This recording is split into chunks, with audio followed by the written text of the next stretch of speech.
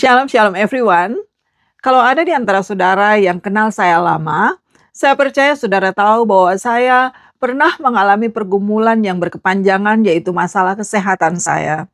Sejak saya masih anak-anak, sampai saya remaja, masa muda, sampai saya menikah, sampai saya punya anak-anak, saya mengalami pergumulan demi pergumulan di dalam masalah kesehatan saya. Jadi keluar masuk dokter, keluar masuk rumah sakit, ICU itu bukan barang baru buat saya, itu sudah saya kenal lama. Dan bahkan sampai saya sudah pindah ke state pun, saya masih mengalami pergumulan dengan kesehatan saya. Jadi berkali-kali saya harus diangkat pakai ambulans, entah itu dari rumah, dari kantor, untuk dibawa ke rumah sakit. Kalau saya bisa memilih, saya ingin punya badan yang sehat. Saya tidak mau ada pergumulan yang seperti itu. Saya ingin punya tubuh yang sehat dan saya punya lebih banyak kebebasan untuk bergerak, untuk beraktivitas. Tetapi di dalam situasi seperti itu, sampai saat ini seingat saya tidak pernah tanya Tuhan why. Saya nggak pernah bilang, Tuhan, kenapa? Tetapi saya mengerti bahwa sifat alamiah manusia itu kadang-kadang kalau kita bergumulnya cukup lama, mungkin ada di antara ya saudara yang sudah sakit cukup lama, atau mungkin ada di antara saudara yang sudah berdoa bertahun-tahun untuk kesembuhan saudara sendiri, kesembuhan orang-orang yang saudara kasih, atau mungkin ada yang mengalami pergumulan dengan hubungan rumah tangga, dengan masalah keuangan yang sudah berkepanjangan. Bagaimana saudara meresponi situasi seperti itu? Kita kadang-kadang bertanya begini, Tuhan, aku ini orang baik, aku ini sudah melayani Tuhan lama, dari kecil aku sudah setia dengan Tuhan, kenapa aku mengalami hal seperti ini? Alkitab kita tidak pernah diajarkan bahwa orang percaya itu akan diluputkan dari pergumulan, orang percaya itu akan mengalami pengecualian dari kesulitan, dari pergumulan hidup. Tidak ada pengecualian. Semua kita akan mengalami pergumulan demi pergumulan. Karena kita semua ini hidup di dalam dunia yang sudah terinfeksi oleh satu penyakit yang disebut dosa. Sehingga kita akan mengalami pergumulan demi pergumulan, persoalan demi persoalan. Kita akan buka kitab Yesaya pasal yang ke-40 dan kita akan baca dari ayat yang ke-31. Yesaya 40 ayat 31. Tetapi orang-orang yang menanti-nantikan Tuhan mendapat kekuatan baru. Mereka seumpama Raja Wali yang naik terbang dengan kekuatan sayapnya. Mereka berlari dan tidak menjadi lesu. Mereka berjalan dan tidak menjadi lelah. Saudara perhatikan baik-baik apa yang kita baru baca dari ayat yang ke-31 ini. Satu ayat saja kita akan renungkan bersama. Tetapi orang-orang yang menanti-nantikan Tuhan mendapat kekuatan baru. Saudara, saya menyadari bahwa seringkali kita ketika kita ada dalam persoalan yang banyak dan bertubi-tubi, kita bisa menjadi lelah, menjadi lesu, hilang semangat, tidak bertenaga. Ada orang yang sampai depresi, ada yang sampai kena serangan jantung, kena stroke, gara-gara persoalan yang terlalu banyak. Seperti tadi saya katakan, saya mengerti bahwa kita ini manusia terbatas. Dan itu memang respon manusiawi kita, respon alamiah kita. Tetapi kita adalah anak-anak Tuhan. Dan Tuhan memberikan caranya, metodenya, bagaimana caranya kita menghandle persoalan di dalam hidup kita dengan kekuatan yang tidak dimiliki oleh siapapun juga, tetapi hanya dimiliki oleh Tuhan. Dan kekuatan yang dimiliki oleh Tuhan ini di-apply dalam kehidupan anak-anak Tuhan. Kita diberikan Tuhan kekuatan itu. Tetapi karena kita tidak mengenalnya, karena kita tidak tahu, karena kurang pengetahuan, umat Tuhan itu menjadi binasa. Karena itu penting untuk kita belajar firman Tuhan. Kita harus belajar firman Tuhan. Karena seringkali kita gagal menghandle, menangani, meresponi persoalan hidup karena kita nggak ngerti firman Tuhan ini. Karena itu saya harap dengan saya berbagi firman Tuhan ini, kita makin mengerti bagaimana kita menjalani hidup menurut firman Tuhan. Karena Tuhan nggak cuma taruh saya dan saudara di bumi dan biarkan kita berjuang seorang diri. Tidak. Tuhan tidak tinggalkan saya dan saudara sendiri. Dia melengkapi kita. Dia katakan apa sebelum dia naik ke surga? Dia bilang, aku tinggalkan rohku bersama-sama denganmu. Di dalam kita ini ada Roh Kudus. Bawa pergumulanmu, bawa persoalanmu pada Tuhan. Dan Tuhan, aku nggak bisa Tuhan. Persoalan ini terlalu berat Tuhan. Aku perlu Tuhan. Kita jujur sama Tuhan. Kita nggak perlu basa-basi sama Tuhan. Dan sesudah engkau datang dalam doamu, ambil Alkitabmu. Sesudah engkau bicara panjang lebar sama Tuhan, ambil Alkitabmu. Supaya apa? Supaya Tuhan bisa bicara balik kepadamu. Saya mengalami, saya bagikan firman Tuhan ini bukan cuma dari kata orang, tapi saya bagikan firman Tuhan ini dari pengalaman saya. Ketika saya mengalami persoalan sebesar apapun juga itu, entah itu menyakitkan secara daging, secara fisik, atau menyakitkan di hati kita, tetapi ketika saya mengalami keadaan seperti itu, ketika saya minta Tuhan berbicara pada saya buka Alkitab saya, dan Tuhan memberikan penghiburan, kekuatan melalui firman Tuhan ini. Tuhan memberikan damai sejahtera, Tuhan memberikan penghiburan, Dia membangkitkan pengharapan saya, sehingga saya tidak hilang pengharapan.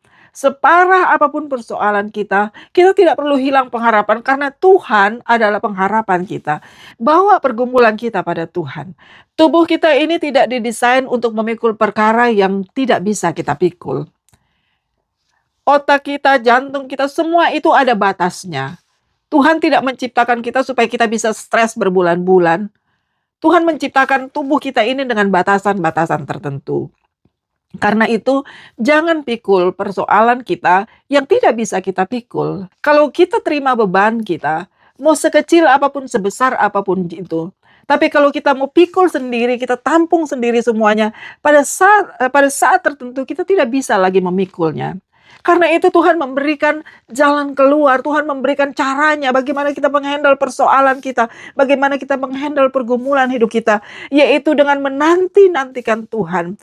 Masuk dalam ruang doamu, serahkan pergumulanmu pada Tuhan, dan kemudian izinkan Tuhan berbicara dalam hidupmu. Itu orang yang menanti-nantikan Tuhan. Dan janji Tuhan, karena kita menanti-nantikan Tuhan, Dia berikan kekuatan baru. Tiap hari Dia berikan kekuatan baru. Dengan kata lain, saya dan saudara tidak akan terkulai, tidak akan tertunduk, tidak akan dikalahkan oleh pergumulan, oleh persoalan. Iblis tidak akan membuat kita babak belur. Tetapi setiap hari kita datang dengan kekuatan baru, dengan semangat yang baru. Sehingga sekalipun di tengah-tengah persoalan, pergumulan yang banyak, kita tetap bisa menyembah Tuhan sepenuh hati, kita tetap bisa bersaksi, kita tetap bisa menjadi saksi yang baik bagi kerajaan Allah. Tapi kalau orang yang tidak menanti-nantikan Tuhan, pada waktu tertentu, kita disuruh bersaksi aja bingung mau bersaksi apa, saudara. Pernah beberapa tahun yang lalu, sudah cukup lama, sudah nggak ingat saya tahun berapa, sudah lama sekali, saya pernah ada dalam posisi seperti itu. Di dalam satu persekutuan ibadah, kita diberi kesempatan untuk bersaksi, kemudian ada yang memanggil nama saya untuk bersaksi. Karena nggak ada yang bersaksi, dan saya dipanggil, bagaimana kalau Debbie bersaksi? Terus saya bilang, saya nggak tahu mau bersaksi apa. Bayangin saudara, anak Tuhan nggak tahu mau bersaksi apa. Karena saya pernah ada di poin seperti itu, saya bilang, karena pergumulan saya terlalu banyak dan saya pikul sendiri, akhirnya saya babak belur. Saya sendiri mempertanyakan iman saya pada waktu itu. Tapi terima kasih Tuhan, Tuhan baik. Tuhan tidak mengizinkan saya berada di tempat seperti itu berlarut-larut. Dan saya belajar, karena itu saya ingin juga saudara-saudara semua tahu, bahwa untuk kita menghadapi pergumulan kita perlu menjadi orang yang menanti-nantikan Tuhan. Ketika kita tiba pada akhir dari kekuatan kita, maka di saat itulah Tuhan akan ambil alih kemudi dalam hidup kita. Tuhan yang akan berperan. Jadi orang yang menanti-nantikan Tuhan, dia tahu persis. Ketika kekuatannya tidak bisa lagi menghandle persoalannya, Tuhan sendiri yang akan ambil alih itu. Karena itu orang yang menanti-nantikan Tuhan tidak pernah kehilangan pengharapan. Karena dia tahu bahwa jawaban dari pergumulanku ada pada Tuhan yang aku sembah siang dan malam. Ada pada Dia yang menciptakan aku dan seisi dunia ini. Ada pada Penciptaku. Jawaban dari pergumulanku ada di dalam tangan Tuhan. Bukan berarti kita tidak melakukan apa-apa, tetapi kita melakukan dalam batas-batas tertentu yang menjadi bagian kita untuk menangani persoalan kita. Tetapi apa yang tidak bisa kita lakukan, kita berikan ruang untuk Tuhan bermanifestasi, untuk Tuhan melakukan pembelaannya terhadap saya dan saudara, terhadap anak-anak Tuhan. Karena itu kita tidak pernah kehilangan tenaga, kehabisan energi, karena Tuhan membaharui kita, kekuatan kita dibaharui Tuhan hari demi hari. Selanjutnya dikatakan di sini, mereka seumpama Raja Wali yang naik terbang dengan kekuatan sayapnya. Mereka berlari dan tidak menjadi lesu, mereka berjalan dan tidak menjadi lelah. Mereka seperti Raja Wali yang terbang tinggi. Untuk tahu, untuk mengerti firman Tuhan ini, kita perlu ada pemahaman sedikit basic, pemahaman dasar tentang Raja Wali. Raja Wali ini adalah satu burung yang paling kuat. Raja Wali itu tidak takut dengan badai. Ketika ada badai, dia gunakan kekuatan dari angin itu, dari badai itu, untuk dia terbang tinggi tanpa menghabiskan banyak energi. Coba saudara pikir, apa yang Tuhan ajarkan pada kita. Jadi Raja Wali itu dia punya satu keahlian yang khusus, yaitu dia sepertinya mengunci sayapnya. Ketika dia ada di tengah badai, dia sepertinya mengunci sayapnya. Dengan kata lain, dia tidak menggerakkan sayapnya. Kekuatan daripada angin ini akan mendorong Raja Wali itu terbang tinggi tanpa Raja Wali itu harus ngepak-ngepak sayap sampai capek, sampai kelengar, saudara. Dia cuma kunci buka sayapnya dan kemudian badai ini akan membawa dia terbang tinggi, saudara. Raja Wali itu bisa terbang tinggi sampai 10.000 kaki, sampai 15.000 kaki, saudara. Nah, badai ini akan menguntungkan Raja Wali karena dia akan terbang tinggi tanpa kehabisan tenaga. Tuhan mengajarkan pada kita bahwa persoalan yang kita hadapi itu, kalau kita hadapi dengan menyerahkan itu pada Tuhan, orang yang menanti-nantikan Tuhan, ketika dia menghadapi persoalan, ketika dia mengalami pergumulan, ketika dia ada di tengah badai sekalipun, dia tidak akan pernah turun di dalam imannya. Imannya tidak akan pernah turun dan terhempas. Tetapi imannya akan makin naik di hadapan Tuhan. Imannya akan terbang tinggi, saudara. Saudara, coba saudara cek, coba saudara lihat di sekeliling saudara, orang-orang di gereja saudara, teman-teman sepelayanan saudara.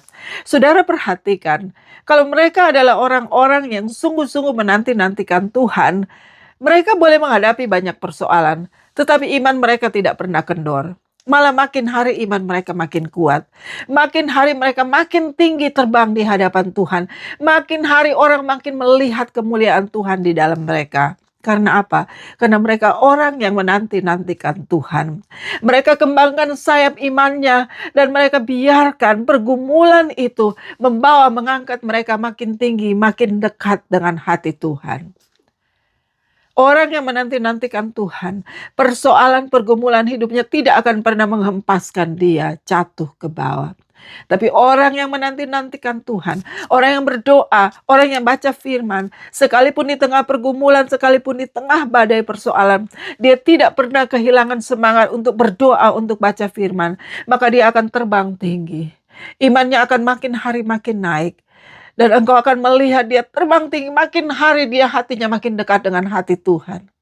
Karena matanya fokus pada Tuhan. Kalau saudara masih ingat perkataan Yusuf ketika dia ada di tengah keadaan di mana saudara-saudaranya datang, saudara-saudara yang mengkhianati dia, kakak-kakaknya yang mengkhianati dia, yang berbuat sangat jahat terhadapnya, adiknya sendiri dijual ke negeri orang. Bayangkan betapa jahatnya itu.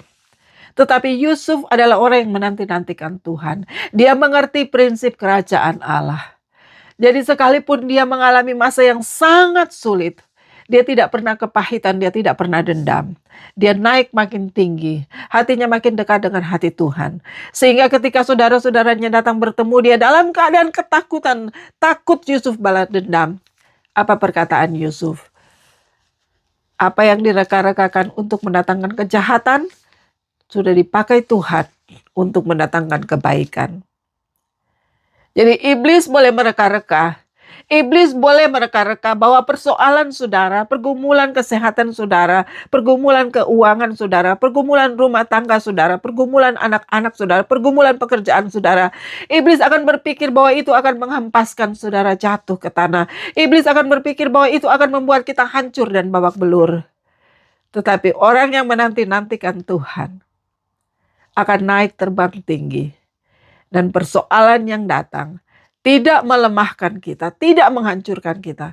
Tapi persoalan yang datang akan makin menguatkan kita. Makin lama, tindakan kita, karakter kita, sifat-sifat kita semakin sama seperti Kristus. Orang yang makin lama makin seperti Kristus bukan orang yang tidak pernah kena persoalan. Tapi justru yang terjadi, banyak kali orang yang makin lama makin sama seperti Kristus, orang yang banyak mengalami pergumulan. Tapi karena dia menanti-nantikan Tuhan, maka dia terbang tinggi, menjadi seperti Raja Wali. Dia naik dan naik terus. Sehingga Alkitab bilang bahwa mereka berlari dan tidak menjadi lesu. Mereka berjalan dan tidak menjadi lelah. Orang yang menanti-nantikan Tuhan, engkau punya banyak tanggung jawab, engkau punya banyak pekerjaan, engkau melayani Tuhan mungkin dalam dosis yang lebih banyak dari orang lain.